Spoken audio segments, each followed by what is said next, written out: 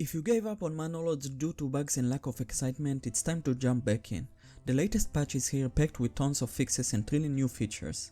I already spent 40 hours testing the changes and I can clearly say that everyone should download it. Now, I don't know about you, but it took me a couple of seconds to find how to update the game, so let me know down in the comments if you had a hard time installing the patch, so I'll make a short guide on how to do it. So without further explaining, let's go over the major changes. Let's start with trading, cause it's my most favorite part in the game.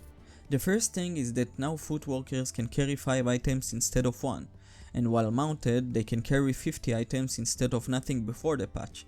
Yeah, I don't really recommend using horses before the patch. One thing that was really annoying in the previous patch was the trade routes used to be very expensive if you didn't unlock the trade routes node in the research tab, but now it's more linear. Now when you open 4 or 5 trade routes, the costs are going up only a few hundred instead of 1000 like in the previous patch. In addition, you can now set items for import and export even if you don't have trade routes established for those items.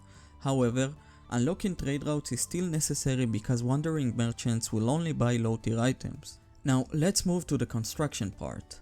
The new patch introduces construction reserves to help players to be better at resource management, like planks that are being used in various buildings. This feature is especially useful for buildings that frequently use specific resources. In the previous patch, I really needed to fight my artisan lodges over the planks, but now you can really set the limit in those shops and reserve the planks for construction. But now, they're just going to stop the production until the village gathers and pass the amount of planks you decided to reserve.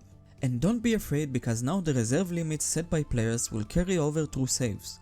This means you won't have to reset your limits every time you load a new save.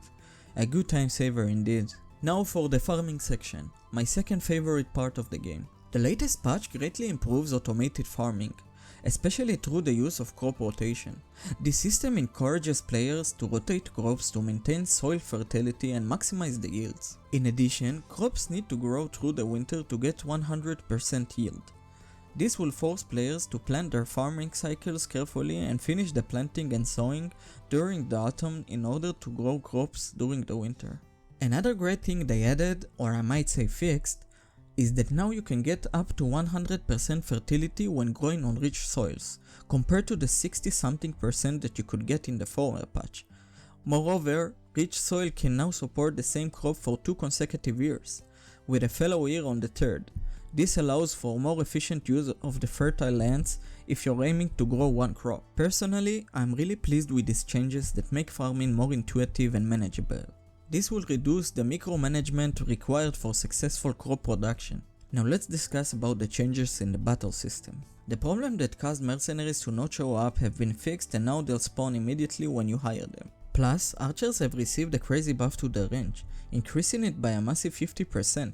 This allows them to engage enemies from much further away, providing a significant tactical advantage in battles.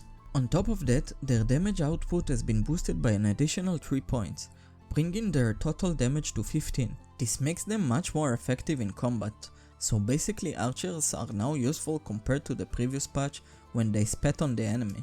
Before reaching to the last part, if you like the video so far, please drop a sub and a like so I can continue to cover more guides. At last, market and stalls improvement. One of the biggest frustrations since the game's launch was the behavior of markets and stalls.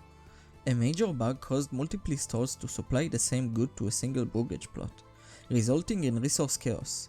The new patch has addressed this issue, and now when a stall has a 100% of goods, it will accurately provide full coverage without the need of players to delete or rebuild the stalls. In addition to that matter, a new button has been added to disallow workers from opening a stall. This feature allows players to prevent stalls from operating when they don't want them to, keeping goods in storehouses and granaries instead. These are the major changes in the patch that made my life easier. The patch has a lot of other minor fixes and additions, and I'll drop the link into the patch notes in the description. Thank you for watching the video. Until next time.